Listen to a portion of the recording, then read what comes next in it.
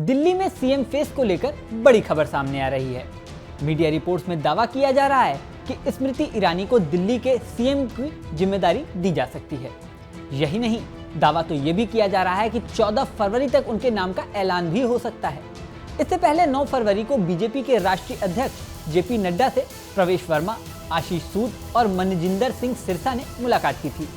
तब ये कयास लग रहे थे कि इन तीनों में से कोई एक दिल्ली का सीएम बन सकता है, लेकिन इसके बाद ये दावा सामने आया है कि महिला सीएम की बात पर बीजेपी में सहमति बनी है। महिलाओं में स्मृति ईरानी बीजेपी की सशक्त नेता हैं। वो केंद्रीय मंत्री भी रह चुकी हैं और बीजेपी की महिला मोर्चा की राष्ट्रीय अध्यक्ष की जिम्मेदारी भी संभाल चुकी हैं। उन्हें काफी जिम्मेदार नेताओं में से एक माना जाता है। अमेठी में एक बार वो राहुल गांधी को चुनाव में हराने का कारनामा भी कर चुकी हैं। हालांकि इसके बाद हाल फिलहाल हुए लोकसभा चुनाव में उन्हें हार का सामना करना पड़ा था, लेकिन उनके हारने के बाद से ही लगातार ये कयास लग रहे थे कि उन्हें कोई बड़ी जिम्मेदारी सौंपी जा सकती है। अब दिल्ली चुनाव के बाद दिल्ली में बीजेपी की 27 साल बाद वापसी हो चुकी है। ऐसे में सीएम के लिए उनके नाम पर सहमति बनने की बात सामने आई है। सबसे बड़ी बात है कि उनके पिता पंजाबी थे और मां बंगाली। वो लंबे समय से अपने पति संग महाराष्ट्र में रह रही हैं। ऐसे में उन्हें सीएम बनाने से भविष्य में कई राज्यों में बीजेपी को फायदा हो सकता है। 2 साल बाद पंजाब में चुनाव होने हैं।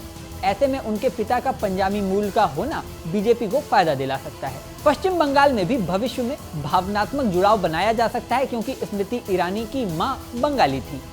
ये दोनों ही राज्य इस समय बीजेपी के लिए बड़ा चैलेंज बने हुए हैं।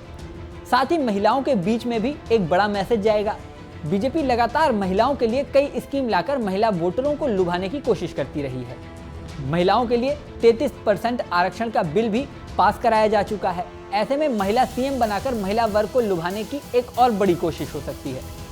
बता दें कि कई राजनीतिक विश्लेषकों का मानना है कि बीजेपी की जीत में महिला वोटरों का खास योगदान रहता है। हालांकि अगर स्मृति ईरानी को सीएम बनाया जाता है तो दिल्ली की किसी सीट से एक विधायक को इस्तीफा दिलवाकर फिर दोबारा चुनाव करवाने पड़ेंगे और सीएम फेस को चुनाव में उतरना पड़ेगा।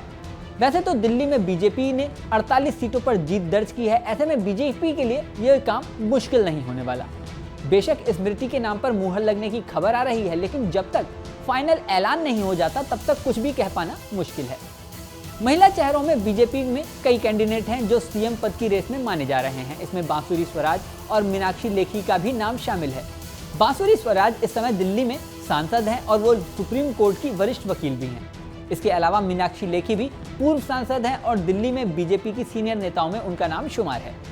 दिल्ली चुनाव में जीत के बाद पीएम मोदी ने भी महिलाओं को लेकर खास बात कही थी। सुनिए उन्होंने क्या कहा था।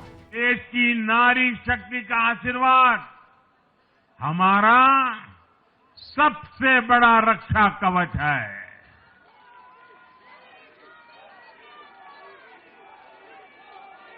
और आज एक बार फिर नारी शक्ति ने दिल्ली में मुझे अपना आशीर्वाद दिया है।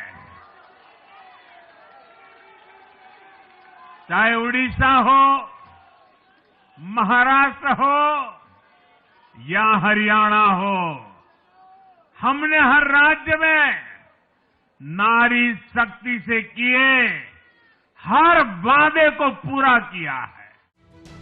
पीएम मोदी के इस बयान के बाद से ही ये कयास लग रहे हैं कि किसी महिला को सीएम पद की जिम्मेदारी दी जा सकती है।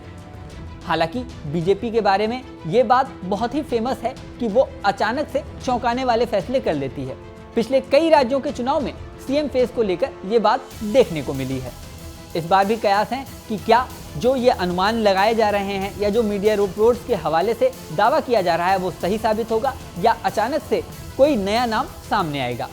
अब क्या होगा ये तो समय बताएगा।